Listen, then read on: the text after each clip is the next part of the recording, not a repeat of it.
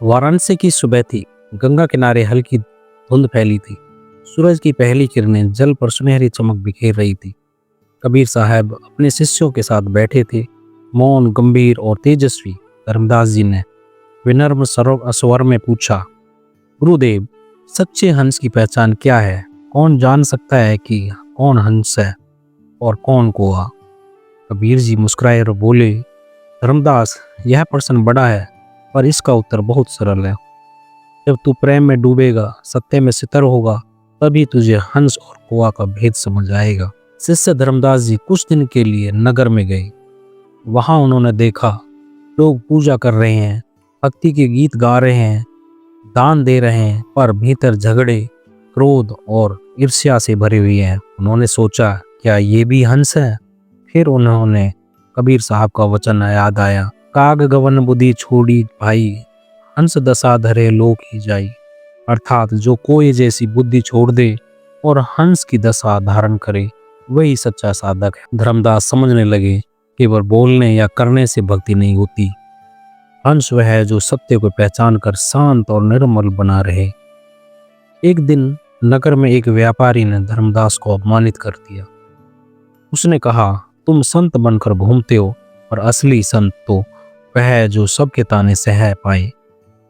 धर्मदास का मन क्रोधित हो उठा, पर तभी उन्हें गुरु की बात याद आई, जो कोई क्रोध अनल सम आवा, प्रेम जल सो बुझ जाई। उन्हें गहरी सांस ली, आंखें बंद की और कहा, भाई, तुम्हारे शब्द तुम्हारे हैं, मैं क्यों उन्होंने अपने भीतर रखूं? व्यापारी चुप हो गया।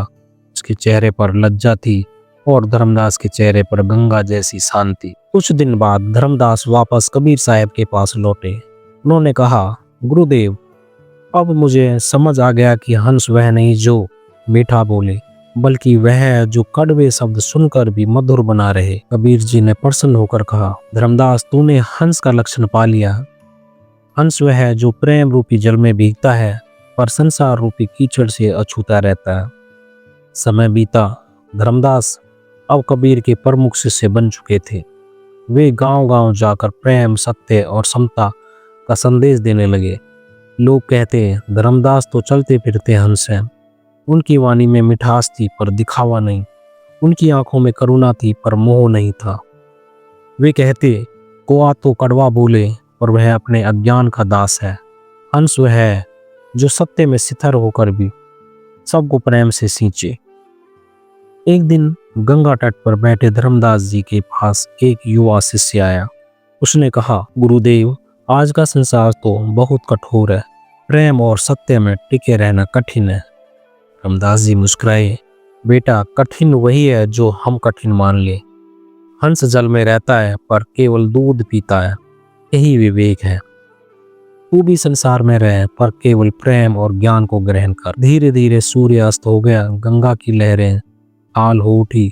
धर्मदास जी ने अपनी आंखें मूंद ली और भीतर गुरु की आवाज गूंज उठी, सत्य विवेक संतोष समानी, प्रेम भाव शीतल गुरु ज्ञानी। जिसने क्रोध पर विजय पाई, जो प्रेम में शांत है, जो किसी से द्वेष नहीं करता, वही सच्चा हंस है। ऐसा व्यक्ति ही संसार में रहकर भी संसार से मुक्त होता है। कबीर का हंस वही है जो अपने भीतर सत्य, प्रेम और ज्ञान की ज्योति जगाए। हंस वही जो प्रेम में रमता है, सत्य के जल में स्नान करता है, कोई की कर्कशता छोड़कर मौन में प्रभु का नाम जपता है। दोस्तों, आपको यह प्रेरणादायक कहानी कैसी लगी? कमेंट करके हमें जरूर बताइए।